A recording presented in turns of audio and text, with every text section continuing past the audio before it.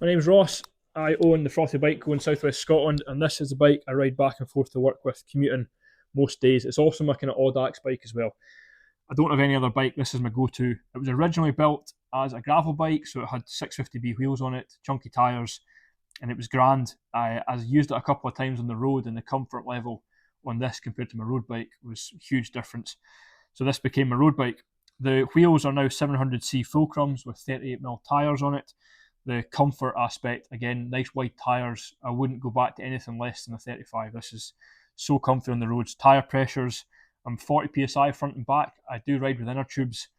Tubeless is a great concept, but for my life and setup and mental attitude towards tubeless is I'll stick with tubes.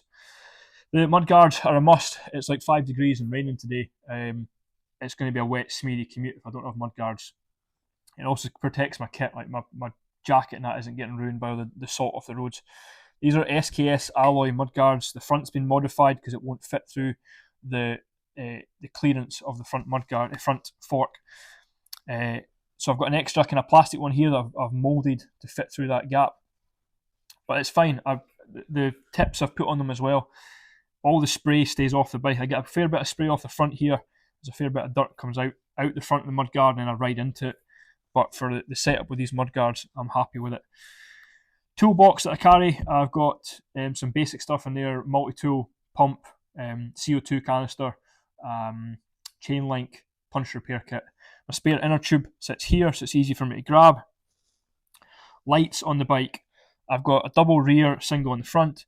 These are the tracer lights from Exposure. I get about 10 hours on the low setting out of each of these, which means I can cycle back and forth to work all week without having to worry about charging the lights.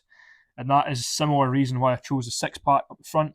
I did have the Strada, which is a smaller one of these from Exposure, but it wouldn't last a full week, and I'd forget to charge it midweek, and it just became a bit of a pain. So the Sixpack is the best compromise in lumens for hours of riding. So I can ride with this on low beam.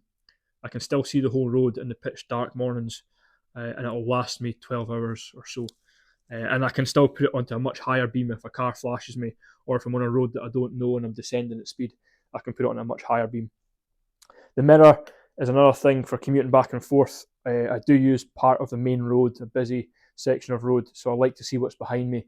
I'm not going to change what I do an awful lot, but it's just so that I know there's a truck coming up behind me, so the car's coming towards me, I'll act a little bit different. If I'm on a really slow climb, I can know if I can weave about the white line a little bit, or do I need to keep it nice and straight because there's a queue of cars coming by me. Just a nice heads up to see what's happening. Got a basic Garmin up here as well, and I've also got the button for the light. I've got the button up here. This is the button remains from the Strada I had before. If I wanted to high beam for descents and then low beam, I was saving battery life, but I rarely use the button much these days. Alloy frame, carbon fork, GRX brakes, GRX group set. It does the job. Wax the chain, so I use drip wax from Squirt for generally during the week, and then if I get a fancy, like a bit of spa treatment for the bike, I will take the chain off, give it a good clean with hot boiling water, and then I will put it through the Silca wax bath. Silca Secret Wax seems to be the best that I've used just now. It will last for 400 miles at least before I have to put any extra wax on the chain, which is grand, but inevitably I just get lazy and I just start using squirt wax all the time, and then it builds up too much. Then I've got to blow. If you just blow torch it with a rag, you can get most of the excess wax off the bike. But yeah, this is my go-to. It's only an hour back and forth to work, so I rarely carry a water bottle. I don't carry much, so this bag here tends to have my waterproofs in it, and this one's got my wallet, my phone, the shop keys, etc. sits in here. Tri-bars, comfort, this is my go-to position. This is my secondary. I rarely to never use this position here. I'm generally sitting here for the climbs and here for the flats. It's just a comfort thing. There is aerodynamic benefits to that, but it's mainly just comfort. And the drippy nose saddle, I first seen Mark Beaumont using this style of saddle many years ago. I always liked the design of it just for looks aspect, but it turns out they're quite comfy. So this is the Well S from SMP. It's good. It feels a little bit wide for me now. I've changed the type of lycra that I'm using, so I might go a bit narrower. But for now, it's working well. You see it's slammed all the way forward, and I've got a swan neck on it.